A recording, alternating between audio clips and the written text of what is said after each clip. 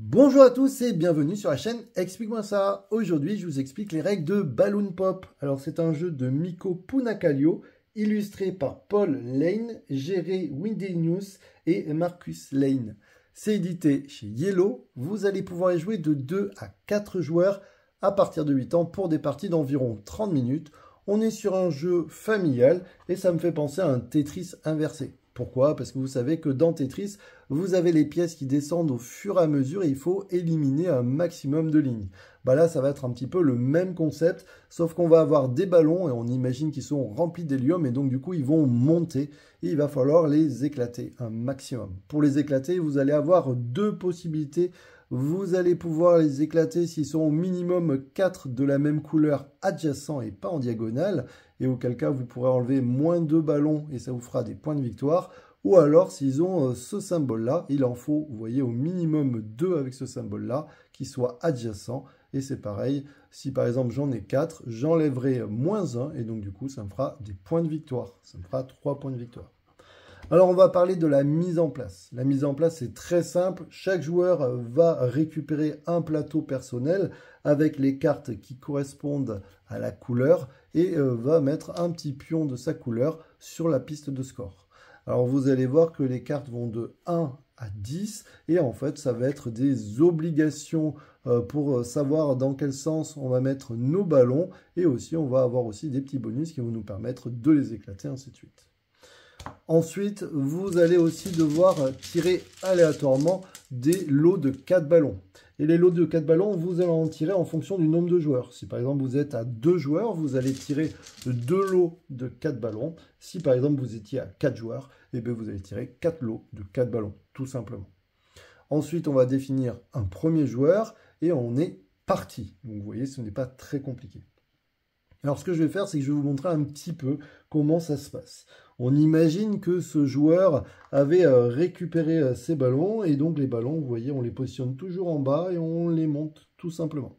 On ne pourra jamais changer l'ordre des ballons, sinon ça serait trop facile. Par contre, quand on nous dit vous les positionnez par exemple à l'horizontale, je peux décider de les mettre comme ça ou bien sûr comme ceci. Ça ne pose pas de problème.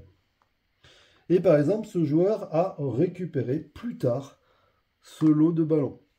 Là, en l'occurrence, vous voyez, il va monter ses ballons. Il les a mis à la verticale parce que c'est la carte qui lui proposait. Et il va pouvoir faire péter des ballons. Quand vous pouvez faire éclater des ballons, vous êtes obligé de le faire. Vous ne pouvez pas les garder pour plus tard en se disant « Ouais, je vais garder tous les jeunes et comme ça, je vais faire un gros coup. » Non. Là, on a deux symboles, vous voyez, comme ceci. Je suis obligé de les faire éclater. Et donc, du coup, je les enlève, tout simplement. Quand c'est comme ça, on les met de côté.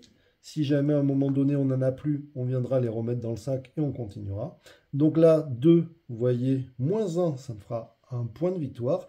Et là, ces ballons, bah, tout simplement, ils montent. Et là, vous voyez qu'il y a un blanc. Le blanc, ça va être un joker. Ça va permettre d'être la couleur que vous voulez. Attention, le joker ne remplace pas un symbole comme ceci. Donc là, on va dire que c'est du jaune. J'en ai 1, 2, 3, 4 adjacents de la même couleur. Et tout simplement, je vais donc les enlever. 4 moins 2. Je viendrai donc marquer, hop, 2 points. Et voilà comment ça va se passer. Et ces ballons vont continuer à monter. Ok, c'est plutôt simple. Allez, on est parti. Maintenant que je vous ai montré, on va faire un ou deux tours pour vous donner un petit peu l'idée du jeu. Alors, on va donc devoir choisir une carte. Chaque joueur va devoir choisir une carte. Et quelle est l'importance des cartes? Eh bien, il y en a deux. La première importance, c'est que la carte qui sera la plus forte choisira en premier les ballons qui l'intéressent. Donc ça, c'est quand même plutôt cool.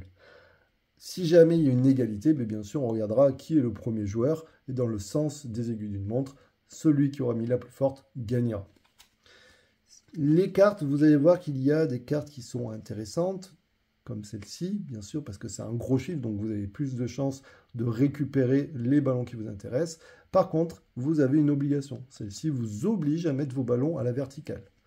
Celle-ci, par exemple, vous permet de les mettre soit à la verticale, soit à l'horizontale. Et vous allez avoir des cartes comme celle-ci qui sont de valeur moins importante, mais par contre, elles vous permettent donc sur une ligne de ballon que vous aurez choisie, donc si par exemple je choisis cela, ben vous voyez, soit d'éclater le ballon le plus à gauche ou le plus à droite. Je pourrais décider d'enlever le vert. Et si par exemple j'utilisais le 2, vous voyez, je peux éclater un ballon du milieu. Mais attention, c'est toujours un, hein, c'est pas les deux. Donc là, par exemple, si j'utilisais ma carte 2, je pourrais dire j'enlève celui-ci, et là, hop, ça fait ça comme ça. C'est plutôt cool. Ça peut être très intéressant. Alors, on est parti. Dans la règle, il est dit que le premier joueur choisit une carte, la met face visible, et on va jouer à tour de rôle jusqu'à ce que tout le monde ait mis sa carte. Nous, on a testé, on a trouvé que c'était pas super cool. Pourquoi? Parce qu'en fait, on connaît ce que les joueurs ont déjà joué, et donc on peut s'adapter. Il y a une variante qui permet de jouer, chaque joueur va choisir une carte, la mettre face cachée, et ensuite on va les révéler. Et on a trouvé que ça permettait d'une, d'accélérer la partie, mais surtout, ça permet de laisser un petit peu de mystère en se disant, est-ce que je crame ma carte qui vaut 10 parce que j'en ai vraiment besoin, ou est-ce que, vous voyez, il y a un peu plus d'enjeu. Donc moi, je vous conseille vraiment d'utiliser cette variante. On a trouvé que c'était quand même beaucoup plus sympa. Donc, on va faire, hop, là, je prends vraiment aléatoirement, mais dans l'idée, chaque joueur choisit une carte face cachée, on les révèle. Celui qui a la carte la plus forte choisit en premier, là en l'occurrence c'est le 8, et donc du coup il va par exemple prendre ce lot-là. Il décide de le mettre comme ça ou comme ça, peu importe, et il va donc, hop, les monter. L'autre joueur a mis un 7, il doit les mettre à l'horizontale, tout simplement il va le mettre comme ça. On va passer le premier joueur au joueur suivant, et on va retirer des lots de 4. Je vous rappelle, on est 2 joueurs, donc il y aura 2 lots de 4. Et on est reparti. Ces cartes, attention, elles sont utilisées. On ne pourra plus jamais les utiliser. Vous pouvez les mettre de côté, on n'a pas le droit de s'en servir. Ce joueur aurait très envie de récupérer, par exemple, les rouges. Il va essayer de mettre, par exemple, une grosse carte. Celui-ci aimerait beaucoup récupérer aussi cela. Vous voyez, il va peut-être mettre aussi une grosse carte. On va révéler. Tiens, il y a 2 10. Celui-ci était premier. C'est bien sûr lui qui choisit en premier. Il va donc décider de prendre les jaunes. Il va les mettre, par exemple, comme ça plutôt. Comme ça. Dans ce cas-là, on va voir qu'il y a 1, 2, 3, 4, 5 jaunes qui se touchent. Donc, les ballons vont pop.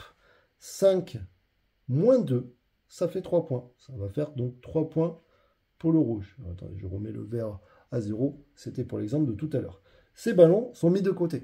Si à un moment donné, vous n'avez plus de ballons, d'accord, vous pouvez prendre tous les ballons qui ont été mis de côté, qui ont éclaté, et les remettre dans le sac, et puis bien sûr refaire vos lots. Ce joueur va donc prendre ce lot-là, et lui, il va les positionner comme ça. Est-ce que ça éclate? Non, parce qu'il n'y en a que 3 de la même couleur. Et on va continuer comme ça, jusqu'à ce que vous ayez plus que 2 cartes en main.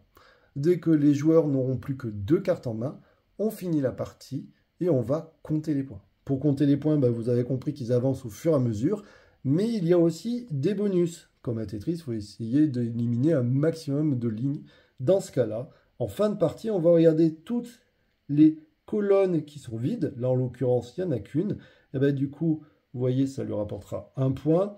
Et on va aussi regarder les lignes vides, les 3 premières. Là, en l'occurrence, elles sont pleines. Ça ne lui rapportera pas de points. Ce joueur, par contre, a 1, 2, 3 colonnes de vide. Donc, il va marquer 3 points. Et il a cette ligne et cette ligne de vide.